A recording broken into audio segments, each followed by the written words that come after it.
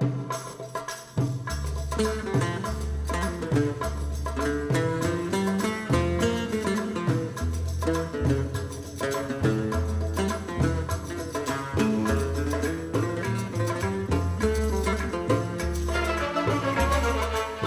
me souviendrai toute ma vie en venant en France, en prenant le bateau.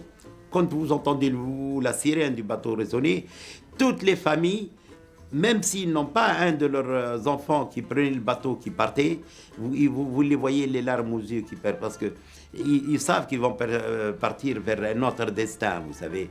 Alors on m'avait préparé des petites boulettes chez nous, vous savez, les Nord-Africains, on prépare toujours des petites boulettes de viande et qu'on met dans l'huile d'olive avec des olives dans une petite boîte.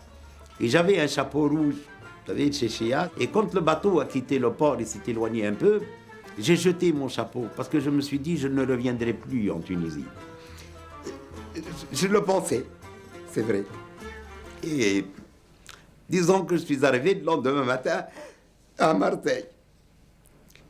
Et j'avais une valise et je suis allé à la gare Saint-Charles et j'ai omis de vous dire, quand j'arrivais très tôt le matin vers Marseille, c'était sombre, c'était l'humidité, très tôt, vous savez, vers 4 heures, et j'avais le reste des petites boulettes comme ça, et je les ai jetées aux poissons parce que je me disais que je vais arriver en France, ça va être formidable.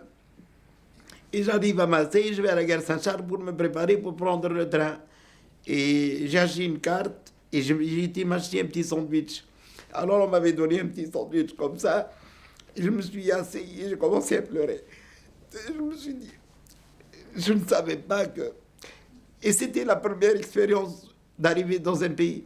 Pour moi, la langue française, c'était pas pour moi, étant donné que j'ai connu des Français en Tunisie, etc., j'imaginais que quand je venais, que c'était la même chose, comme les petits camarades français qui sortaient avec moi, qui me fréquentaient jouer au football avec moi en Tunisie. Mais quand je suis arrivé à Marseille, j'ai vu cette solitude autour de moi, les gens qui passaient sans vous regarder. Et moi, j'étais habitué dans mon pays, quand on sort le matin, je salue les gens me saluent, je dis bonjour, même si je ne les connais pas, vous savez. Je les salue. Et même si on s'assoit dans un café, les gens qui sont autour, ils vous parlent. Il y a toujours du soleil, du beau temps, ils vous posent. Même s'ils ne vous connaissent pas, il y a un lien immédiat. C'est sûr que cette chaleur du Maghreb, de chez nous, je ne l'ai pas trouvée. Et sincèrement, déjà, ça a été une autre vie pour moi. Je me suis dit que ça ne va pas être facile. Ça ne va pas être facile.